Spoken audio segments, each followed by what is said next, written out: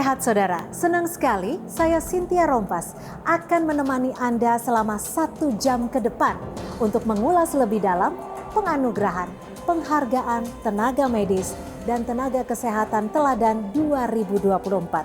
Tapi saya tidak sendiri, karena saya akan ditemani Menteri Kesehatan Republik Indonesia, Bapak Budi Gunadi Sadikin. Yuk ikut saya kita temui Pak Menkes.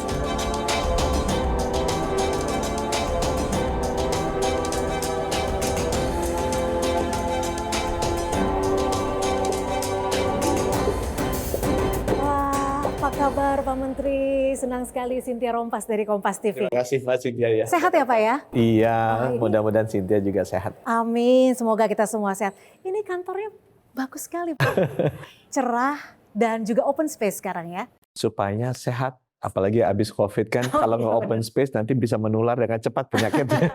Benar-benar. Tapi Pak Menteri, ini kan Pak Menteri baru saja memberikan penganugerahan terhadap tenaga kesehatan dan juga tenaga medis tahun 2024. Boleh diceritakan sedikit mungkin Pak, penghargaan seperti apa Kita ini? memberikan penghargaan keteladanan ini bagi tenaga medis, tenaga kesehatan, dan kader. Jadi ada 3 kelompok. Nah, mereka diberikan hadiah oleh kita sejak 2015 sampai sekarang, itu tujuannya 2.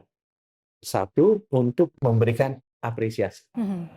Karena mereka ini udah bekerja sangat luar biasa, udah nggak mikirin uang, nggak mikirin waktu. Tapi benar-benar tujuannya memberikan layanan kesehatan bagi masyarakat Indonesia. Kemanusiaan artinya ya. Yang kedua, untuk memberikan motivasi kepada tenaga kesehatan lainnya. Inspirasi bahwa, wah, kalau jadi tenaga kesehatan, tenaga medis sama kader, kalau kita berbuat baik buat masyarakat, itu cool banget loh, gitu kan, menarik loh, dan ini menyenangkan hati juga. Gitu. Nah, itu yang kita ingin sampaikan. Jadi satu, memberikan apresiasi buat mereka, tapi juga supaya menginspirasi tenaga kesehatan di seluruh Indonesia. Ada berapa orang nih yang terpilih di tahun ini? Tahun ini ada 218 orang. Nah, saya kebetulan mau kenalin Mbak Cynthia sama mereka. Ini ada beberapa nih. Ada beberapa. Yuk, nggak 218 ya. Bidan rimba adalah sebutan untuk Mary Anita Sari, seorang bidan tangguh yang telah 12 tahun mengabdikan diri untuk kesehatan masyarakat pedalaman Kabupaten Seluma. Inilah dedikasi untuk negeri Bidan Mary. Mary bertugas di Puskesmas Dusun Tengah Kecamatan Lubuk Sandi, Kabupaten Seluma, Provinsi Bengkulu. Selama bertugas sebagai tenaga kesehatan, Mary kerap kali keluar masuk hutan, perkebunan, hingga kawasan tambang untuk melayani masyarakat. Tidak hanya jarak tempuh yang menjadi tantangan Mary dalam bertugas, kepercayaan masyarakat terhadap pengobatan alternatif yang cukup kuat membuat Mary sempat kelimpungan untuk meyakinkan warga. Kendala yang dihadapi seringkali masyarakat ini lebih mempercayai tentang mistik ya, seperti memotong tali pusat, bayi itu masih memakai sembilu, dan mereka lebih percaya kepada dukun-dukun tradisional, jampi-jampi. Jadi tugas saya di sini, saya mengajak warga, tokoh masyarakat, serta melibatkan kepala desa dan puskesmas setempat untuk menginformasikan pentingnya kesehatan saat ini. Pentingnya pemeriksaan kesehatan di tenaga atau pelayanan kesehatan. Tidak hanya menangani persalinan dan kesehatan anak, Bidan Mary pun terkadang harus menangani berbagai pelayanan kesehatan lainnya untuk warga desa. Semua ini dilakukan olehnya atas dasar kemanusiaan. Inilah bentuk nyata pengabdian tanpa batas seorang bidan rimba. Mbak Cynthia, jadi seperti yang saya sampaikan tadi, ini sekarang Mbak Cynthia bisa ketemu dengan salah satu nakes teladan. Tahun Bidan 2024. teladan tahun ini. Wow. Bidan Mary, boleh nggak sih diceritain ke kita, mungkin juga ke pemirsa Kompas TV, seperti apa sih pengalaman yang paling berharga, yang paling sulit dilupakan oleh bidan rimba? Sebenarnya banyak sekali Mbak ya. Cuman ada salah satu yang membekas di hati saya itu ketika ada salah satu warga binaan desa saya itu yang diserang babi hutan secara brutal. Dan saya sendiri sebagai tenaga kesehatan tidak mampu menyelamatkannya. Itu yang membuat jadi sedih ya. Oh, itu laki-laki apa perempuan waktu itu? Laki-laki. Ibu kerjanya kan di puskesmas ya kalau bidannya. Itu desanya ada berapa jauh dari puskesmas? Kemudian ibu gimana caranya bisa melayani mereka itu gimana? di puskesmas itu ada 6 wilayah. Desa biasa, desa terpencil, dan desa sangat terpencil. Nah, untuk menjangkau desa sangat terpencil itu membutuhkan, kalau hari hujan itu Mbak, kita bisa nginap. Untuk melakukan posyandu atau kegiatan-kegiatan Berapa rutin. jauh situ? Berapa jam? Kalau meterannya saya, berapa jam itu naik apa? kalau jamnya itu tergantung cuaca Bapak. Kita bisa sampai nginap di hutan itu. Ya? Nginapnya di hutan Iya, atau nginapnya di nginapnya di hutan rumah Bapak. Karena di situ tidak ada pemukiman warga. Iya, gitu. jadi kita di jalan-jalan di pondok-pondok warga itu numpang untuk melakukan kegiatan biar sampai ke desa yang kita tuju. Bidan Mary pakai transportasi apa kalau mengunjungi warga? Sebelumnya saya mau minta maaf sama Bapak Polisi ini karena motor saya itu nggak ada STNK dan BPKB-nya. SIM punya nggak SIM?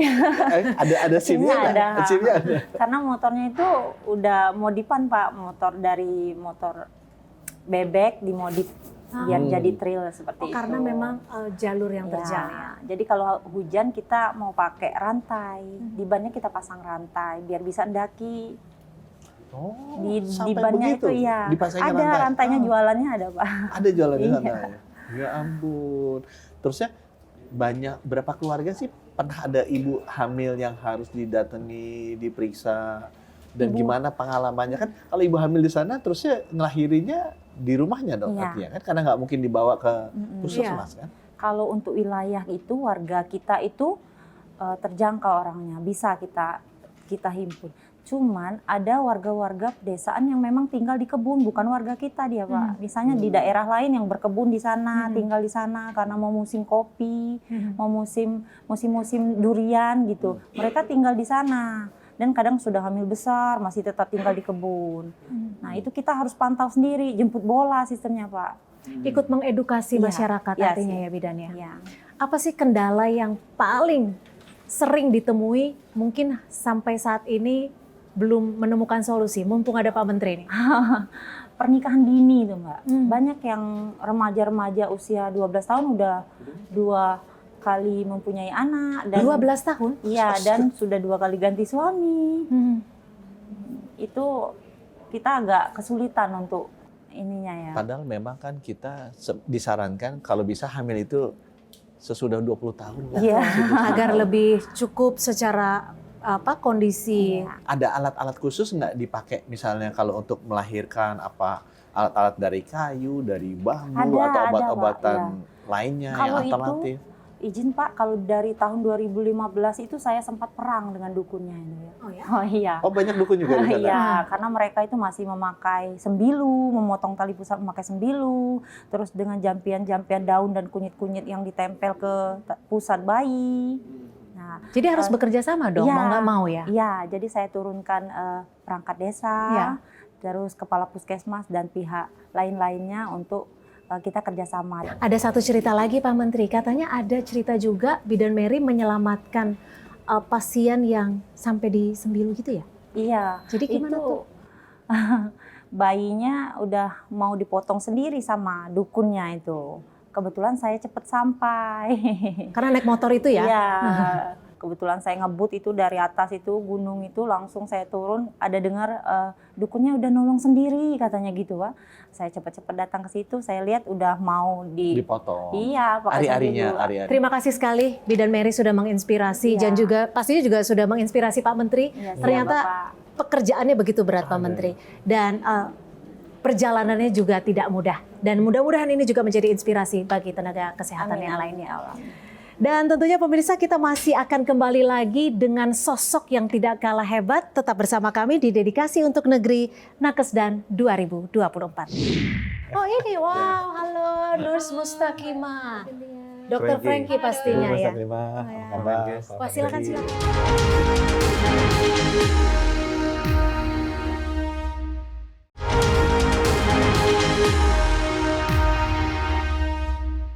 Pak Menteri, ternyata kalau di sudut-sudut kantor Kementerian Kesehatan tuh emang beda ya Pak. Tadi saya ngoprek-ngoprek dikit, mohon izin Pak, namanya jamu. Saya langsung tertarik sama ini nih. Ini jamu secang. Jadi ini memang disediakan untuk kesehatan juga ya? Jadi kita di Kementerian Kesehatan memang pengennya hidup sehat. Betul. Bukan hanya ngobatin orang sakit, menjaga tetap sehat. Yang jagain juga harus sehat dong. Namanya juga Menteri Kesehatan, bukan Menteri Kesakitan. Nah, salah satu jaga gimana kita tetap sehat, harus minuman yang bergizi. Betul. Apalagi punya kearifan lokal kayak jamu. Jamu ini. Jadi ini kita saya izin buka ya. Jamu. Wah, asik banget nih. Ini jamu ini warnanya merah secang. Ada jamu beras kencur, ada temulawak, macam-macam. Ini kan jadi asli tradisional Indonesia. Kita tos dulu Pak, untuk kesehatan Indonesia. Wah. Nah, minumlah jamu. Rasanya juga enak ya. Jadi tetap terasa tradisionalnya nih. Enak juga nih. Enak ya. Kalau datang ke kantor Kementerian Kesehatan dikasihnya yang sehat-sehat. Bisa awet muda 10 tahun. Nah, jadi kan ada 2 lagi ya Pak Menteri ya, yang juga menjadi tenaga kesehatan teladan 2024. Ini ada dari Dr. Frankie, betul? Dr. Frankie ini adalah tenaga cadangan kesehatan. Jadi kalau kita ada bencana nih, sama kayak tentara gitu kan, mesti ada kita kirim duluan cepat dan bisa segala macam. Nah, Dr. Frankie ini punya pengalaman sebagai tenaga cadangan kesehatan yang sudah banyak diterjunkan ke segala macam bencana. Oh, jadi udah nanti kita dengar aja sama dari dia ceritanya seperti apa. Dan juga ada perawat ya? Perawat Mustakimah ini adalah tenaga kesehatan teladan yang memiliki inovasi. Wow. Dari sistem aplikasi memonitor kalau ada anak-anak yang sakit ginjal. Kalau harus cuci darah ke rumah sakit kan susah. Mereka masih bergerak ke sana sini.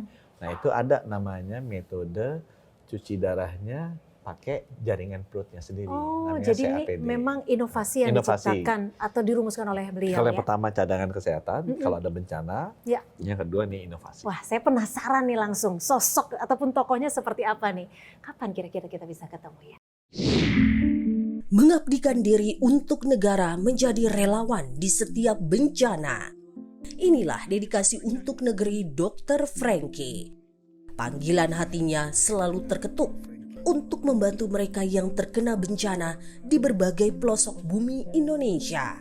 Dr. Frankie telah terlibat dalam berbagai misi tanggap bencana. Beberapa di antaranya gempa bumi Lombok 2018, tsunami dan likuifaksi Palu 2018, erupsi Semeru 2021, dan gempa Cianjur 2022. Awal mulanya saya ingin jadi dokter karena ingin membantu sesama gitu. Ketika saya melihat kondisi-kondisi yang tadi ya, di sana mereka membutuhkan pelayanan 1x24 jam, sedangkan yang ada itu hanya mungkin dari pagi sampai sore ya. Nah, di situ saya berpikir disinilah pengabdian saya untuk mengabdikan profesi saya sebagai dokter untuk membantu sesama saya yang mengalami menjadi korban dari bencana itu. Itu yang membuat saya untuk terpanggil. Dr. Frankie adalah contoh nyata dari dedikasi dan keberanian. Di tengah bencana, ia siap hadir sebagai pahlawan kesehatan yang siap memberikan pertolongan. Baginya, menjadi relawan adalah bentuk pengabdian kepada negara hingga akhir hayat.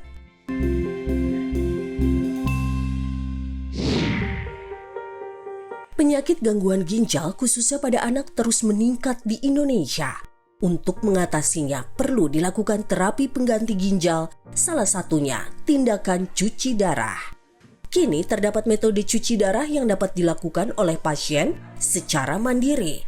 Metode ini dikenal dengan sebutan Continuous Ambulatory Peritoneal Dialysis atau CAPD. Namun, metode ini juga membutuhkan pemantauan intensif tenaga kesehatan. Inilah dedikasi untuk negeri Nurse Mustakimah. Mustakimah, Clinical Care Manager Nefrologi Anak di RSCM Kiara, yang mencetuskan ide inovasi untuk pengembangan CAPD, aplikasi monitoring berbasis Android untuk pasien CAPD mandiri. Aplikasi ini tercetus itu saat terjadinya COVID, itu pasien yang mengalami gagal ginjal memiliki resiko kematian yang lebih tinggi dibandingkan dengan pasien yang diagnosis lain. Dan pasien yang menggunakan peritoneal dialisis atau cuci darah melalui rongga perut, itu melakukan cuci darah secara mandiri di rumahnya 4-5 siklus per hari, bila dibandingkan dengan hemodialisis seminggu 2 kali datang ke rumah sakit. Nah, untuk itu kami membuat ide monitoring jarak jauh menggunakan aplikasi Continuous Ambulatory Peritoneal Dialysis atau CAPD yang digunakan saat ini oleh keluarga pasien, sehingga pasien kami yang tersebar di seluruh Indonesia dapat kami monitor. Berkat ide inovasi Mustaqimah, kini pasien lebih mudah melakukan pendataan proses CAPD. Selain itu, permasalahan yang mungkin dihadapi pasien pun dapat segera ditangani dengan cepat, sehingga dapat membantu mengurangi angka kematian akibat gagal ginjal.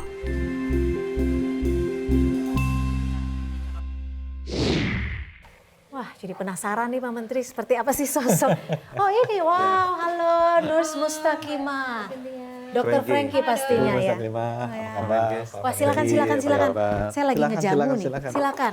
Nurse Mustaqimah, Dokter Frankie. Kita nanya dulu Pak Frankie. Siap, Pak Menkes. Udah berapa bencana yang sempat dibantu? Total itu kurang lebih ada sekitar 15 bencana Pak Menkes. 15 bencana. Saya kan waktu masuk jadi Menkes itu bencananya banyak di Indonesia. Betul. Bencana cuma ada bencana banjir, ada bencana tsunami, ada bencana gunung meletus, ada bencana gempa bumi, ada yang tanah tenggelam. Jenis segala macam jenis udah dialami. Sudah Pak Menkes. Sudah dari. Terus cerita dong pengalamannya yang paling dramatis menangani bencana yang di mana? Ya, waktu mohon izin Pak Menkes. Waktu saya menangani gempa di Palu. Karena kebetulan orang tua saya, ibu saya yang sudah lansia dan kedua kakak saya itu di Palu. Jadi orang Palu jadi. Betul Pak Menkes. Kebetulan saya harus bertugas sebagai relawan. Tapi di sana saya tidak bisa menghubungi kedua orang tua saya. Saya mohon maaf Pak Menkes. Tiap kali saya ceritakan ini selalu ya karena itu yang kalau gempa itu apa yang paling banyak dibutuhkan perawatannya? Nah itu biasanya perawatan ini Pak Menkes, patah tulang, itu yang karena tertimpa dengan bangunan. Patah tulang kan butuh ruang operasi, terus gimana ya itu operasinya? Rumah sakitnya masih bisa nggak dipakai itu? Nah itu operasinya. Betul, kadang ada rumah sakit yang tidak bisa digunakan sama sekali, ada yang masih bisa digunakan. Kadang ada yang masih bisa digunakan tapi SDM-nya dia terdampak juga Pak Menkes, sehingga kita butuh bantuan. Jadi kekurangan SDM betul, juga ya. Kita butuh bantuan SDM dari luar untuk mengaktifkan kembali rumah sakit itu. Saat itu apa yang paling Dokter Frankie temukan paling sulit, seakan-akan tidak ada jawaban? Ya, jadi ketika kami harus melakukan evakuasi medik di suatu korban yang sudah 2 minggu tidak mendapatkan penanganan. Dan itu juga ditemukan oleh tim karena itu medan sulit Pak Menkes. Jadi itu listrik terputus, komunikasi terputus, jalur terputus sehingga kita harus melakukan evakuasi medik. Tapi ada waktu kami mendapatkan informasi itu mungkin terlambat Pak Menkes karena kondisi saat itu yang tidak memungkinkan untuk kita mendapatkan berita cepat. Sampai kami tiba di lokasi, mohon maaf Pak Menkes. Tim kesehatan di sana menyampaikan, dok mohon maaf, pasien 2 jam yang lalu sudah meninggal. Di situ saya sebagai relawan saya merasa gagal. Karena tugas kami sebagai relawan adalah datang untuk menolong dan membantu saudara-saudara kami yang terdampak. Pernah merasa bosan nggak sih Dokter Frankie ketika ditempatkan di daerah bencana? Kan medannya lebih susah. Tidak pernah, karena itu kembali lagi ini adalah pengabdian bagi saya untuk bangsa dan negara dan profesi saya. Saya ikut terharu. Salah satu lagi nih, Pak Menkes katanya yang menciptakan apa nih? Ya, mengembangkan aplikasi monitoring pasien dengan peritoneal dialisis anak. Ibu Mustaqimah itu bidan atau perawat? Saya nurse. Perawat ya? Ya. Perawat. Jadi Ibu bikin apa sih? Bikin aplikasi apa? Iya, jadi saya tim kami mengembangkan, tim dialisis anak RSCM mengembangkan aplikasi CAPD, Sistem Informasi Continuous Ambulatory Peritoneal Dialysis. Jadi sistem itu bisa mendekatkan kami sebagai nakes dengan pasien. Jadi kami terhubung selama 24 jam. Itu memudahkan kami untuk bisa memberikan tata laksana yang cepat dan sigap sesuai dengan motonya RSCM, melesat, menolong, memberikan yang terbaik, seperti itu. Karena pasien CAPD itu, Pak Menteri, melakukan cuci darah lewat rongga perut itu di rumah. Dan RSCM sebagai pengampu uronefro memiliki pasien yang tersebar di seluruh Indonesia. Nah, aplikasi ini menjadi sangat penting untuk membantu mereka meningkatkan kualitas hidupnya serta menurunkan komplikasi yang mungkin terjadi. Jadi buat Mbak Cynthia, saya juga baru belajar nih. Kan banyak benar orang minta cuci darah di rumah sakit. Itu biasanya karena masalah ginjalnya udah rusak. Tapi kalau cuci darah itu, dia mesti antara 3 sampai 5 hari per minggu, mesti ke rumah sakit, dia tiduran di sebelah mesin, diputar tuh mesinnya. Mungkin berapa? 3 jam, ada 2 jam, atau mungkin kadang-kadang bisa lebih lama dari itu. Kan nggak ada kualitas hidup. Ini masangnya complicated, ngerawatnya juga complicated karena dia kan jalan-jalan di rumahnya dia, nggak boleh lepas, nggak boleh infeksi, nggak boleh gimana. Nah itu perlu ada yang dampingi kalau ada apa-apa kan, karena nggak di rumah sakit, dia kan ke sekolah, di tempat kerja. Nah itu yang saya juga pengen dengar gimana caranya, karena kalau di mata saya buat masyarakat lebih bagus pakai ini karena kualitas hidup nggak berubah kan. Kalau dia mestinya kan kualitas hidupnya menurun jauh. Belum lagi untuk daerah-daerah yang jauh seperti itu ya. Tapi Nurse, ini alat ini ataupun aplikasi ini sebenarnya ditargetkan untuk pasien seperti apa sih kriterianya? Ya, jadi ini adalah langkah awal dari ribuan langkah yang akan kami lewati, Pak Menteri. Jadi ini untuk pasien anak dulu, CAPD pada anak, tapi sangat membuka peluang untuk bisa digunakan untuk pasien dewasa yang tersebar di seluruh Indonesia. Gitu. Jadi anak bisa tumbuh kembangnya bagus, bisa beraktivitas seperti anak-anak lainnya. Sementara kalau cuci darah mesti 5 jam. 5 jam? Bayangin 5 jam. 4 sampai 5 seminggu jam. Berapa kali? Seminggu 2 kali. Seminggu 2 Gimana kali. dia sekolah nggak bisa, anak-anak kan senang main. Jadi mesti gitu 4 sampai 5 jam 2 kali seminggu. Tapi untuk menggunakan alat itu, apakah mudah? Artinya dengan pengawasan orang tua, pengaplikasiannya kalau kesalahan kan juga fatal nih Nurse. Baik, jadi kelebihan dari aplikasi ini, Mbak Cynthia dan Pak Menteri, bisa memberikan deteksi kepada kami, notifikasi melalui email.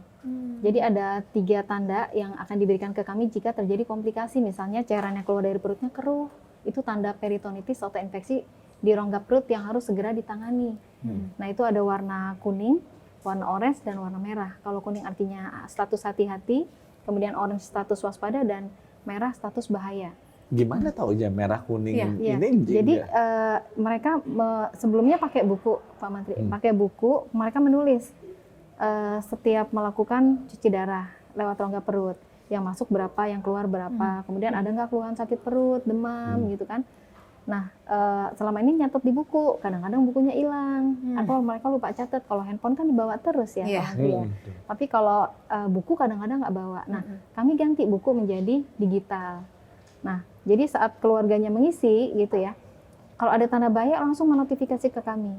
Terus ada fitur chatnya juga, jadi mereka bisa berkomunikasi 24 jam dengan kami tanpa batas. Jadi kita berusaha menghilangkan batasan antara nakes dengan pasiennya. Itu langsung bisa dijawab oleh tenaga kesehatan ya. Bisa. Ketika terjadi kendala juga bisa diketahui. Tapi Nurse, seperti apa sih masa depan anak-anak ketika mengalami peristiwa ataupun kondisi seperti ini? Ya, pertanyaan sangat bagus sekali Mbak Cynthia. Ini memang Pak Menteri sangat butuh support. Jadi kadang-kadang pasien datang dengan urium 400 kejang gitu. Kami berhasil menyelamatkan nyawanya. Tapi pertanyaan berikutnya adalah bagaimana menyelamatkan masa depan mereka. Nah ini menjadi tugas kami ke depan ya. Bagaimana nggak hanya nyawa mereka, tapi masa depan mereka pun bisa diselamatkan, salah satunya dengan monitoring CAPD ini berbasis digital. Jadi kalau di kesehatan Mbak Cynthia, kita diukur satu mortalitas. Jadi kalau ada orang sakit, jangan sampai meninggal. Yang kedua itu morbiditas. Itu kualitas hidup. Misalnya stroke, dia nggak meninggal, tapi dia cacat seumur hidup. Ya kan menderita juga. Gitu. Kualitas hidupnya terganggu. Jadi gimana kita bisa menjaga kualitas hidup? Idenya dari mana? Ya, Idenya itu berawal saat COVID sebenarnya ya, karena anak-anak dengan gagal ginjal ini kan memiliki mortalitas dan mobilitas lebih tinggi dibandingkan anak-anak dengan diagnosis lain. Nah, ini yang memicu kami mengembangkan aplikasi untuk memberikan pelayanan yang terbaik buat pasien-pasien kami. Oke. Berangkat dari situ idenya. Terima kasih sekali nurse dan juga Dr. Franky. Terima kasih karena sudah memberikan inspirasi. Apalagi mudah-mudahan ke depannya akan tercipta lagi aplikasi-aplikasi lain yang bisa membantu masyarakat. Dan juga Dr. Franky, jangan pernah lelah untuk masyarakat. Kita kembali di segmen selanjutnya, tetap bersama kami. Seorang dokter yang prakteknya di mana-mana. Prakteknya di mana-mana. Jadi kalau dokter itu biasanya SIP-nya satu di satu lokasi.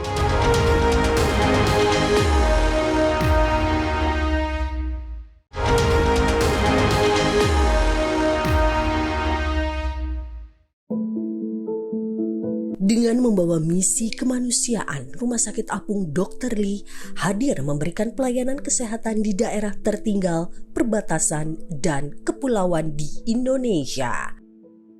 Inilah dedikasi untuk negeri Dr. Lee Darmawan, seorang dokter subspesialis bedah yang telah mengabdikan diri lebih dari 35 tahun untuk masyarakat kepulauan. Sejak tahun 2008, mendirikan Yayasan Dokter Peduli atau Dr. Share untuk memberikan pelayanan kesehatan bagi warga kurang mampu.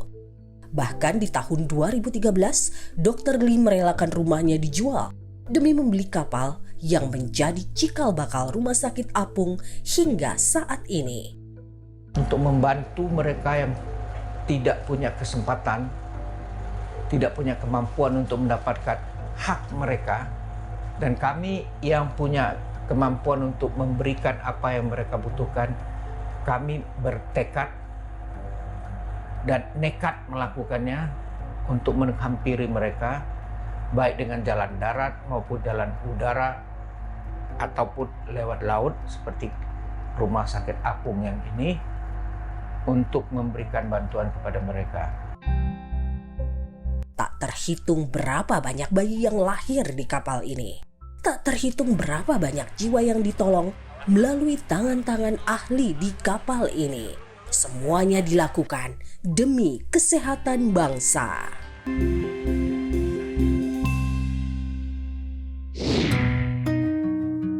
Di tengah hutan pegunungan Papua, seorang bidan mengabdi tanpa kenal lelah dalam melayani masyarakat. Inilah dedikasi untuk negeri Bidan Popi. Ia seorang bidan Rumah Sakit Umum Pratama Kelas D, Kabupaten Tambrau, Provinsi Papua Barat Daya. 10 tahun sudah pengabdian Bidan Popi menolong masyarakat di tanah Papua. Sejak awal, ia menyadari bahwa tugasnya tidak akan mudah. Praktik jemput bola ke berbagai distrik terpencil di Papua kerap kali dilakukannya. Ia harus berkendara menempuh perjalanan yang tidak mudah. Dengan kondisi wilayah sepi penduduk, ditambah kontur jalan yang dipenuhi bebatuan, menjadi tantangan Bidan Popi sehari-hari. Bahkan, ia juga pernah menolong persalinan di kursi penumpang mobil yang ditumpanginya saat ini karena sulitnya medan yang harus dilewati untuk sampai di rumah sakit yang lebih memadai. Untuk menjadi seorang tenaga kesehatan, saya suka karena saya ingin merasakan seperti apa menolong orang lain, dan saya rindu untuk bisa melayani masyarakat di daerah terpencil. Kehadiran Bidan Popi di pelosok terpencil tanah Papua menjadi cahaya hangat dan harapan menuju kehidupan yang lebih baik. Di tengah segala keterbatasan, ia tetap berjuang memberikan pelayanan kesehatan tanpa harap balik. Terima kasih Bidan Popi bisa mewakili Kabupaten Tambrau. Makasih loh Pak Menteri, udah diajak-ajak ke kantor kementerian dan juga dipertemukan dengan orang-orang hebat. Kita sekarang ketemu siapa lagi nih Pak?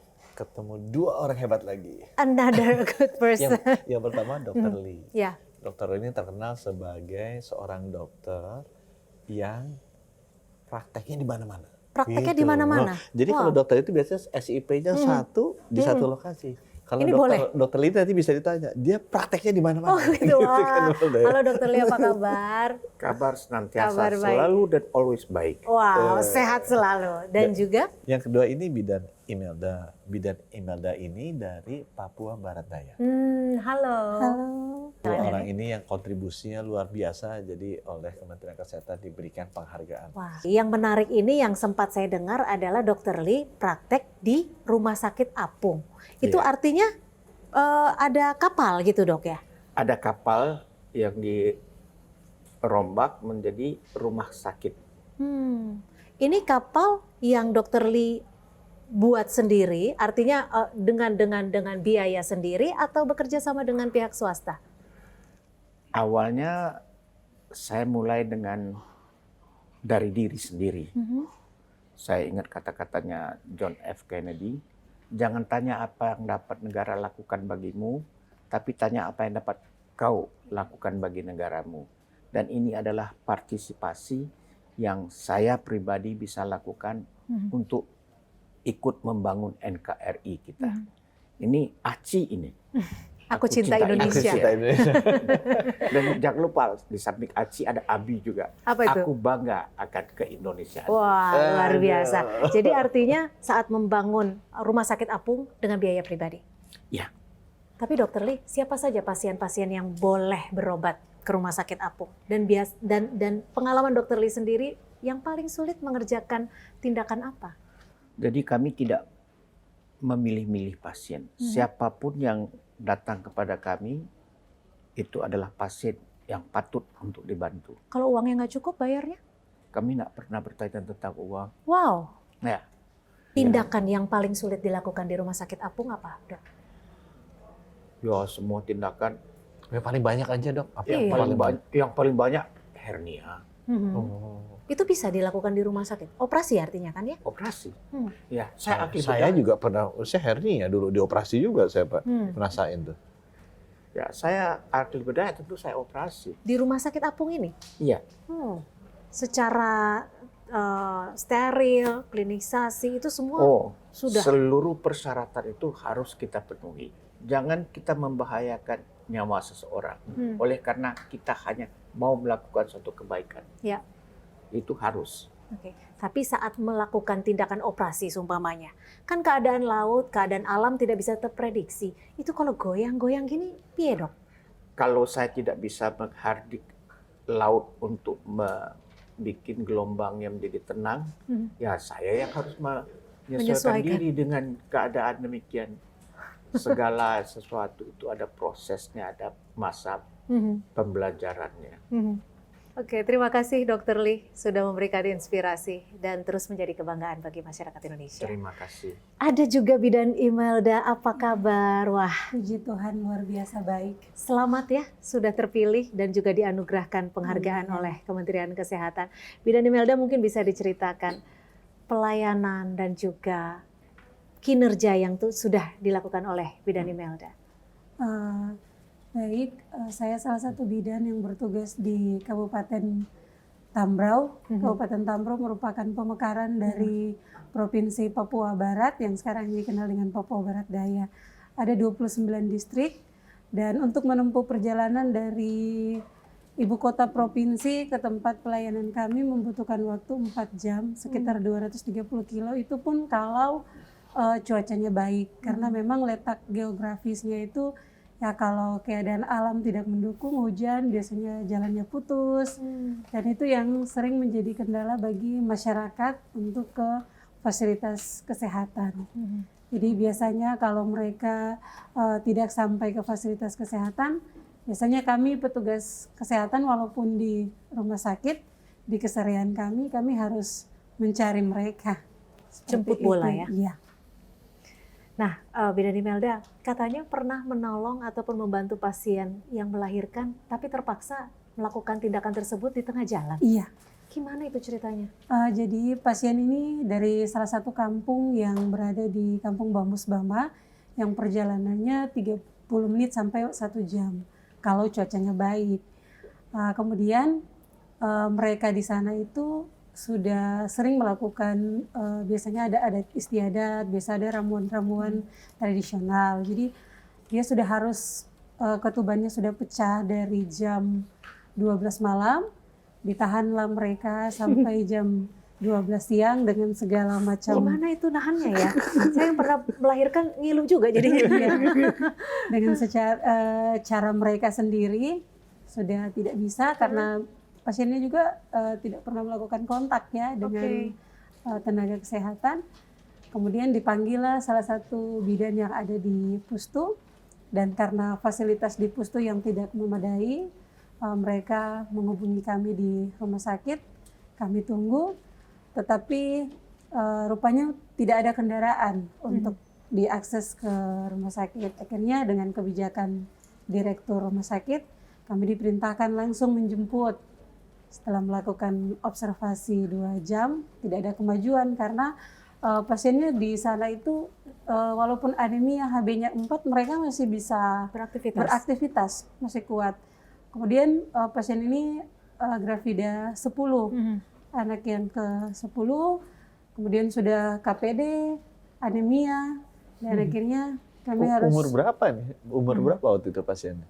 Pasiennya umur 32 tahun. Jadi udah punya anak 10? Iya, sudah 10. Jadi akhirnya kami rujuk, dan kalau kami rujuk itu biasanya untuk meyakinkan masyarakat bahwa harus merujuk itu sangat susah, dan itu butuh perjuangan karena banyak sekali alasannya. Tapi puji Tuhan kami meyakinkan, dan di perjalanan itu ibunya sudah ada kontraksi untuk harus bersalin. Kami menepi di pinggir gunung. Memang ada beberapa pemikiran ini kalau memang terjadi sesuatu selain kehidupan masyarakat di sana. Kemudian yang kedua, bagaimana harus bisa melakukan pertolongan, ibunya selamat, bayinya pun juga selamat, dan puji Tuhan. Selamat ya akhirnya? Selamat. Itu gimana? Bayi 10 itu kan makin banyak yang lahir dan waktunya pendek-pendek, itu kan nggak baik buat kesehatan bayi dan ibunya. Gimana bidan Imelda tuh bisa mendidik, mengedukasi mereka mengenai keluarga berencana atau keluarga yang sehat, itu gimana? Jadi setelah kami rujuk, bahkan saya pun hampir mendonorkan darah untuk pasiennya, untuk pasiennya. Dan senang karena anak dari bayi itu juga diberikan namanya kami, dan juga nama Imelda juga namanya, Imelda, perempuan. Kemudian untuk mengajak mereka supaya bisa menjaga jarak, memang kita perlu untuk edukasi. Tetapi kita melihat situasi, kita tidak bisa langsung datang, langsung edukasi, tapi harus ada pendekatan dengan humoris keseharian mereka. Kita harus membawa hati mereka supaya bisa mengerti, dan puji Tuhan untuk angka metode KB jangka panjang untuk di tempat pelayanan kami semakin hari semakin meningkat. Tapi ada kesulitan tidak atau pertentangan dari masyarakat di sana? Ini kan budaya dan adatnya masih kental sekali pasti ya? Masih ada, lebih ke pasangannya atau suaminya biasanya. Karena memang di sana masih punya satu pemikiran bahwa kami punya wilayah di Papua itu memang masih luas dan butuh generasi penerus. Tetapi kami coba untuk melakukan edukasi dan memberikan pengertian bahwa KB itu bukan melarang kita untuk tidak punya anak, tetapi salah satu langkah yang baik dari kesehatan supaya bisa menjaga jarak. Untuk kesehatannya juga ya, Pak Menteri dan Bidan Imelda. Dari Bidan Imelda yang melaju pegunungan, Dr. Lee, debur ombak, mudah-mudahan ini semua bisa menjadi inspirasi bagi kita semua ya Pak Menkes ya. Terima kasih ya, terima kasih. Dan saudara, tentunya kita masih akan kembali lagi dengan perbincangan bersama 5 tenaga kesehatan yang sudah terpilih sebagai tenaga kesehatan yang teladan. Tetap bersama kami. Mereka ini sebenarnya bisa mencari kekayaan dan ketenaran, tapi kan mereka nggak lakukan itu kan, mereka nggak pilih route itu dalam hidup mereka.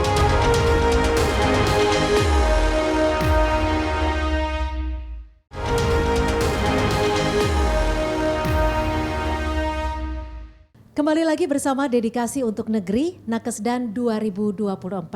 Sebuah program yang bertujuan untuk mengapresiasi para tenaga kesehatan dan juga tenaga medis di Indonesia yang berdedikasi penuh dalam melakukan tugasnya. Dan saat ini sudah ada 5 orang tenaga kesehatan yang berdedikasi, yang teladan, yang sudah dipilih Pak Menteri dan juga Kementerian Kesehatan, karena memang kalau tadi kita dengar ceritanya perjuangannya bukan main-main ya Pak Menteri ya. Iya, mereka tuh udah mengorbankan waktu, mengorbankan tenaga, malah kadang-kadang ada resiko nyawa juga mereka jalani untuk melayani kesehatan masyarakat Indonesia. Jadi ini benar-benar buat kami harus memberikan apresiasi. Dan saya minta mereka juga bisa menginspirasi lah tenaga kesehatan, tenaga medis di seluruh Indonesia. Betul sekali. Untuk itu Pak Menteri, adanya forum ini menjadi tempat bagi kita semua, khususnya bagi para tenaga kesehatan, agar bisa ngobrol langsung dengan Pak Menteri. Mungkin ada dari teman-teman sekalian yang menemukan kendala, yang menemukan hambatan ketika saat sedang berkarya dan juga saat sedang melayani masyarakat. Mungkin dari Dr. Franky terlebih dahulu, ada tidak sih yang ingin disampaikan dokter kepada Pak Menteri nih, mumpung Pak Menteri sudah ada di ruangan bersama kita? Kebetulan beberapa waktu yang lalu di saat COVID, saya kebetulan juga menjadi relawan uji klinis vaksin Pak Menkes. Ya, jadi memang banyak tantangan waktu itu, bukan hanya dari lingkungan saya, bahkan dari istri saya juga bertanya, kalau kamu ada apa-apa bagaimana? Saya bilang ke istri, kalau saya mati, tapi saya mati tidak sia-sia. Saya mati untuk bangsa dan negara saya. Wow. Saya mati untuk mengabdi bagi negeri saya ini. Terima kasih. Nah, mungkin ini Pak Menkes, kami itu kebetulan ada sekian ribu relawan uji klinis vaksin Pak Menkes. Mungkin belum mendapatkan piagam penghargaan. Siap. Dari pemerintah. Nah ini mungkin saya ingin menyuarakan, karena waktu itu saya bertanya ke teman-teman relawan. Waktu itu sebagian mayoritas mereka non kesehatan Pak Menkes. Yeah. Saya nanya ke mereka, kalau saya mungkin dokter ya, tapi ketika mereka orang awam, saya tanya kenapa kamu mau menjadi relawan? Mereka bilang, dok kami kasihan melihat teman-teman, maaf, teman-teman kesehatan yang sudah berjuang. Kami hanya bisa, ini yang kami bisa lakukan untuk negara kami. Untuk membantu teman-teman kesehatan, ingin meminta bantuan untuk mereka juga bisa mendapatkan penghargaan dari Pak Menkes, dari pemerintah. Mungkin itu aja Pak Menkes. Terima kasih. Dr. Franky mungkin. Saya janji akan diberesin sebelum saya selesai ini masa jabatannya kan, Oktober aku akan beresin itu. Benar, itu ada relawan-relawan yang waktu itu kita clinical trial lah untuk vaksinnya kita. Terima kasih sudah langsung dijawab dengan Pak Menkes ya, akan langsung diselesaikan sebelum 20 Oktober. Wow, waktunya singkat ya. Mudah-mudahan nanti akan terjawab Dr. Franky dan mudah-mudahan teman-teman relawan tetap bersemangat apapun nanti hasilnya. Selanjutnya, wow, Bidan Rimba, ada nggak nih yang ingin disampaikan ke Pak Menkes? Ada Mbak. Wah, kayaknya banyak ya bidannya. Cuman saya di sini mohon izin Bapak, saya membawa nama teman-teman sejawat saya yang masih honorer seperti saya. Semoga lebih diperhatikan lagi. Itu saja cuman Bapak. Jadi saya udah janji nih, semua yang teladan harus segera beres tuh statusnya. Ya, supaya karena kita buka 200.000 formasi, tapi memang kita kan menunggu masukan dari daerah-daerah. Nah kadang-kadang ada yang lolos juga, kok nggak dimasukin atau dimasukin seperti tadi, bukan yang tinggal di sana atau dari lokasi lain. Ya dinamika ke daerah di Indonesia itu unik, tapi berhubung ada langsung seperti ini, nanti saya akan lihat semua yang harusnya pemenang teladan ini akan kita urus langsung, dan kemudian juga yang lainnya kita buka 200.000 posisi, harusnya kita udah hitung cukup itu untuk masuk semua. Oke, artinya sudah disampaikan langsung, mudah-mudahan bisa terrealisasi secepat mungkin. Amin. Selanjutnya, ada tidak yang ingin disampaikan dari Nurse Mustaqimah? Baik, terima kasih. Kalau tadi Dr. Franky menangani bencana yang tidak bisa diprediksi ya. Nah sebenarnya Pak Menteri, gagal ginjal itu termasuk bencana yang bisa diprediksi. Gitu. Jadi fenomena yang ingin kami minta Pak Menteri untuk fasilitasi adalah itu terkadang budget BPJS itu yang kurang Pak Menteri. Jadi pasien-pasien kami ada beberapa obat yang mereka tuh nggak bisa di cover oleh BPJS sehingga mereka harus beli sendiri. Dan obatnya ini nggak murah. Jadi terkadang mereka akhirnya nggak beli obatnya. Dan ini meningkatkan resiko mereka untuk progresivitas gagal ginjal itu menjadi cepat. Yang tadinya stage 1 sampai stage 5 dalam waktu hitungan tahun gitu ya, ini bisa lebih cepat. Jadi mudah-mudahan Pak Menteri bisa memfasilitasi untuk kondisi seperti ini, karena kita fokus ke preventif. Kan kita tahu kalau gagal ginjal yang udah menjalani cuci darah itu menghabiskan dana BPJS ya Pak Menteri ya. Jadi saya berharap kita bisa lebih kedepankan upaya preventif dan promotif untuk pencegahan. Oke. Demikian Pak Menteri. Kira-kira ada yang bisa disampaikan Saya untuk solusinya? Karena waktunya pendek jadi Menkes, tadi saya pengen pikir mengurusnya itu stroke, jantung, cancer, karena kematiannya paling banyak. Ya. Saya baru tahu ginjal juga banyak sekali. Dan saya juga baru tahu nih, karena background saya kan bukan dokter, bahwa ginjal itu penyakit akut, jadi nggak ujuk-ujuk cuci darah, itu butuh waktu lama sebenarnya.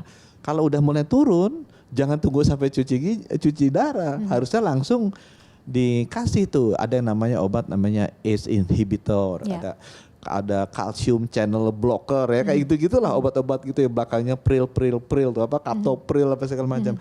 Nah saya udah bilang ke teman-teman puskesmas, masukannya ya, mulai tahun ini semua puskesmas akan kita kasih blood chemical analyzer sama hemato analyzer, semua screening kayak tadi saya sebutin ACR atau IGFR itu bisa lakukan. Kemudian kalau nanti positif, tata laksana kita berikan. Jadi semua obat-obatan yang masuk kategori tadi untuk kontrol darah tinggi, kontrol gula, ACE inhibitor, apa calcium channel blocker itu akan kita kasih. Supaya dengan demikian kita bisa cegah jangan sampai cuci darah. Udah telat. Saya Menteri Kesehatan, saya sekali bilang ya, tugas saya menjaga agar tetap sehat, masyarakatnya sehat selalu. Itu tugasnya Menteri Kesehatan menurut saya.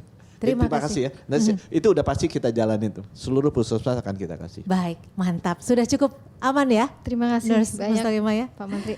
Baik, selanjutnya nih Bidan Imelda, ada tidak keluh kesah ataupun curhatan yang mau disampaikan ke Pak Menteri? Izin ada. Izin Bapak, saya punya satu harapan mengingat Kabupaten Tambrau merupakan salah satu kabupaten yang kategori DTPK. Kalau bisa izin agar tidak ada pasien yang harus kami rujuk dengan pasien yang membutuhkan dokter obgyn. Kalau boleh seandainya ada penempatan dari kementerian, bolehlah diberikan kepada kami salah satu dokter spesialis obgyn di Kabupaten Tambrau. Karena memang di kabupaten belum ada dokter spesialis sehingga kami harus merujuk ke ibu kota provinsi. Kemudian izin lagi Pak, yang kedua untuk meningkatkan pelayanan kami, kalau boleh mungkin ada seperti beasiswa untuk melanjutkan pendidikan, kami sangat mengharapkan itu. Terima kasih Pak. Jadi beasiswa ini saya sadar nih, semua tenaga kesehatan, tenaga medis itu ingin belajar lagi. Betul. Jadi tahun lalu udah dikasih sama Ibu Sri Mulyani 2.000 beasiswa. Ternyata masalahnya yang bisa dapat cuma 600 waktu itu.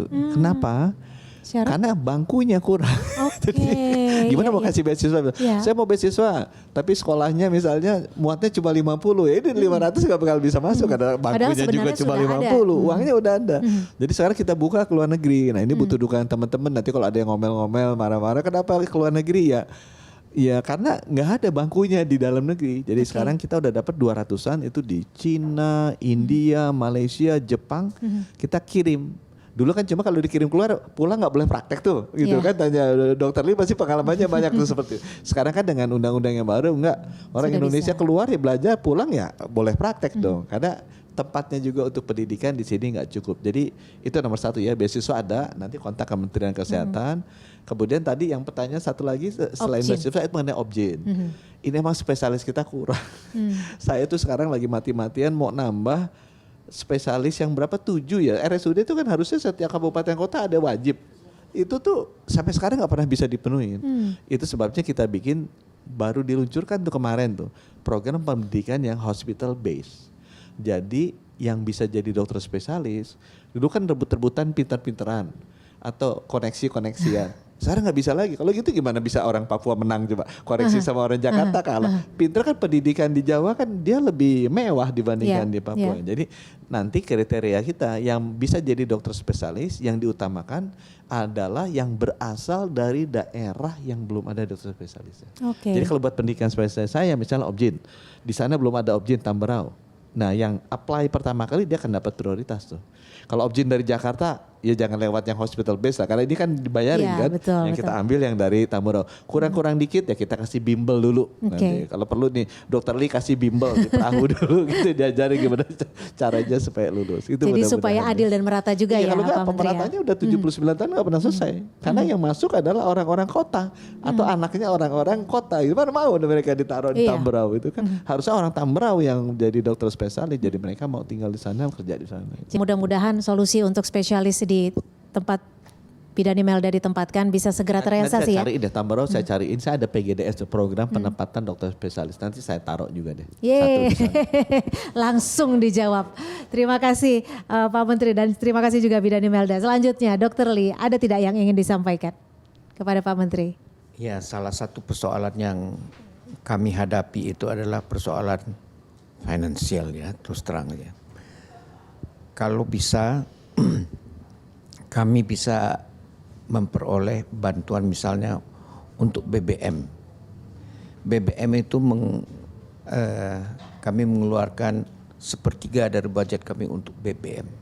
Ya, kalau kami bisa mendapatkan bantuan, alangkah baiknya itu karena itu akan kami convert menjadi obat-obatan yang memang sangat dibutuhkan oleh saudara-saudara kita yang berada di daerah yang jauh. Saya sempat belajar dari dokter itu biaya gede apa? Karena dokter itu melakukan kerjanya harusnya dilakukan oleh saya gitu kan. Terima kasih banget ini dibantu sama dokter Lee. Udah gitu saya nggak bayar lagi gaji ya dokter Lee kan. Jadi apa yang bisa lakukan? Nomor 1 memang biaya paling besar itu biaya BBM. Betul. Nomor 2 biaya dari dokter yang pulang pergi, diangkat segala macam gitu. Baru kemudian biaya lain-lainnya. Nah BBM ini kemarin baru dikasih solusi yang nggak permanen. Jadi ngomong sama, saya dulu pernah jadi Wakomut Pertamina kan, ngomong sama Pak Ahok bantuin dong ini kan. Akhirnya dikasih. Cuma kan itu kan cuma berapa puluh ton gitu, apa berapa ribu ton gitu. Ini kan nggak berkesinambungan kan. Nah sekarang ini memang PR saya nih, nggak tahu kekejar, mudah-mudahan kekejar ya dokter Lee doain.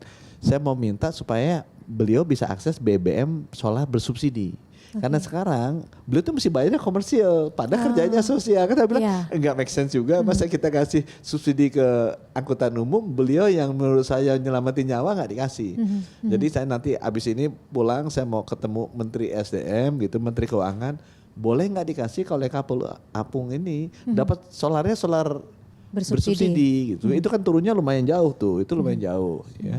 Dan nanti untuk tenaga kesehatannya saya dari dulu udah bilang tuh ke teman-teman, ini harusnya PGDS apa istilah itu, dokter spesialis yang mau penugasan terakhir sebelum ditaruh, itu taruh dulu ke beliau. Jadi biayanya saya ngasih kan. Kemenkes yang ngirim itu kan, jadi kirim. Nanti ngomong aja sama dokter Lee butuhnya apa nih? Oh saya mau operasi katarak, orangnya ini dong spesialis mata dong. Vekonya kan kita udah kasih waktu itu kan. Udah jadi supaya bisa dipakai operasi mata. Dan nanti kita kirim spesialis mata. Kalau misalnya banyak yang ini nih hernia gitu kan, dokter Lee lagi di kapal sini, ini kapal yang lainnya nggak ada dokter bedahnya, nah kita kirim dokter bedah spesialis bedah umum. Nah 2 itu saya rasa kalau saya bisa selesaikan sebelum 20 Oktober, aku rasa bisa nyenengin dokter Lee dan kawan-kawan lah mudah-mudahan. Terima kasih Pak Menteri. Wah, mudah-mudahan bisa terrealisasi, ini cita-cita bersama ya. Dan ide dari Pak Menteri juga menarik sekali, bahwa semoga yang menjadi harapan kita bersama bisa menjadi solusi kita bersama juga untuk masyarakat Indonesia. Terakhir saya mau tanya sama Pak Menteri, ini kan ajang penghargaan yang luar biasa untuk orang-orang yang luar biasa. Kira-kira apakah ini akan terus berkelanjutan dan juga diturunkan ke menteri-menteri selanjutnya? Ini sebenarnya juga sudah dimulai sebelum zaman saya. Jadi menteri sebelum saya sejak 2015 sudah lakukan. Dan saya merasa ini sangat hebat sekali lah acara seperti ini. Karena itu tadi mereka ini sebenarnya bisa mencari kekayaan dan ketenaran Tapi kan mereka nggak lakukan itu kan, mereka nggak pilih route itu dalam hidup mereka. Mereka pilih lebih baik saya bekerja demi kemanusiaan dibandingkan dengan kekayaan. Beliau bisa lebih kaya dari ini atau ketenaran pribadi. Nah, ini yang saya harus berikan apresiasi. Karena mereka melakukan tugas-tugas negara sebenarnya untuk melayani masyarakatnya. Kita sebagai profesi itu udah diberikan hadiah yang luar biasa untuk berbuat baik kepada sesama. Nggak semua profesi loh bisa mendapatkan kesempatan seperti ini. Yuk kita lakukan yang terbaik untuk masyarakat kita. Jadi sekali lagi terima kasih. Ini adalah bentuk aspirasi kami negara kepada teman-teman sekalian. Ya. Dan tolong jangan lelah menginspirasi. Betul sekali. Agar Indonesia ke depannya lebih maju. Lebih baik. Dan lebih sehat. Dan lebih sehat. Karena betul sekali nilai kemanusiaan adalah yang menjadi terpenting ketika kita bekerja untuk masyarakat Indonesia. Dan tentunya bagi tenaga kesehatan menolong sesama tidak akan menjadi sia-sia jika kita melakukannya dengan sekuat tenaga, dengan tulus hati, dan tentunya dengan keikhlasan. Itulah yang menjadi modal inspiratif bagi teman-teman semua di sini. Dan jangan kemana-mana karena dedikasi untuk negeri Nakesdan 2024 akan segera kembali. Tetap bersama kami. Tidak pernah lelah mencintai Ibu Pertiwi dan saya rasa teruslah menginspirasi.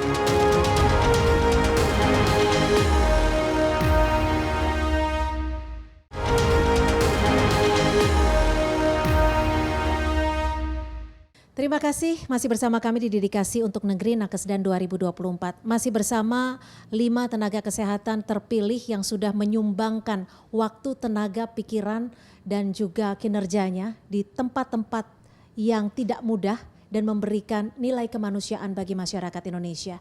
Yang menjadi pertanyaan saya Pak Menteri adalah mengapa kelima orang hebat ini masih tetap mau berdedikasi dengan segala cobaan yang ada, dengan segala perjuangan yang tidak mudah, bahkan bisa dikatakan dengan penghasilan yang mungkin bisa dikatakan tidak sebesar di kota-kota besar. Saya mau pilih dari Bidan Imelda terlebih dahulu. Baik, izin kenapa saya mau bekerja sebagai seorang bidan di pedalaman atau daerah terpencil, karena saya ingin melahirkan suatu generasi yang sehat, cerdas dan berkualitas. Wah, cukup luar biasa. Selanjutnya Dr. Lee. Aci dan Abi. Aci, aku cinta Indonesia, dan Abi, aku bangga akan keindonesiaanku. Wow. Jujur. Nilai nasionalisme yang tinggi dari Dr. Lee. Silakan Dr. Franky. Ya, ada prinsip bagi saya, moto, jadilah dokter yang bermanfaat, bukan dokter yang dimanfaatin, atau bukan dokter yang memanfaatkan. Wow. Itu prinsip. Ini prinsipnya singkat, padat, tapi menohok ya. Siap. Silakan Bidan Rimba. Siap, izin Bapak. Kalau prinsip hidup saya ingin memberikan sesuatu yang berharga untuk orang lain. Karena hidup saya itu cuma satu kali, jadi saya ingin melahirkan generasi-generasi penerus bangsa yang luar biasa. Oke, silakan Nurse Mustaqimah. Ya, bagi saya para nakes adalah malaikat tanpa sayap yang Tuhan turunkan ke bumi untuk mendampingi orang-orang yang menderita. Dan saya teringat sekali dengan surat Al-Maidah ayat 32, barang siapa yang memelihara kehidupan seorang manusia, maka dia seperti memelihara kehidupan manusia seluruhnya. Dan ini sangat menginspirasi saya hingga saya terus berdedikasikan diri saya untuk memberikan pelayanan terbaik. Wah, terima kasih Nurse Mustaqimah. Dan terakhir mungkin setelah kita dengar kenapa mereka masih terus bertahan, mereka masih terus mau mengabdi dan berjuang, mungkin Pak Menkes bisa sampaikan. Saya hanya pengamatan saya, teman-teman ini adalah orang yang bekerja dengan hati, tidak pernah lelah mencintai Ibu Pertiwi dan saya rasa teruslah menginspirasi. Terima kasih Pak Menkes, terima kasih juga untuk para tenaga kesehatan dan tenaga medis. Pak Menkes, terima kasih waktunya, suatu kesempatan yang besar tentunya bagi kita semua bisa ngobrol langsung, tapi juga gak cuma ngobrol, memberikan keluh kesahnya dan langsung mendapat jawaban. Dan mudah-mudahan ini bisa menjadi inspirasi bagi kita semua dan teman-teman semua tentunya diberikan kesehatan agar tidak lelah untuk mengabdi bagi bangsa ini. Terima kasih pemirsa untuk dedikasi untuk negeri Nakesdan 2024. Kita akhiri sampai di sini. Tetaplah semangat, tetaplah berjuang karena bangsa ini membutuhkan malaikat-malaikat tanpa sayap. Saya Cynthia Rompas dan juga Menteri Kesehatan sudah bergabung dalam dedikasi untuk negeri Nakesdan 2024. Sampai jumpa.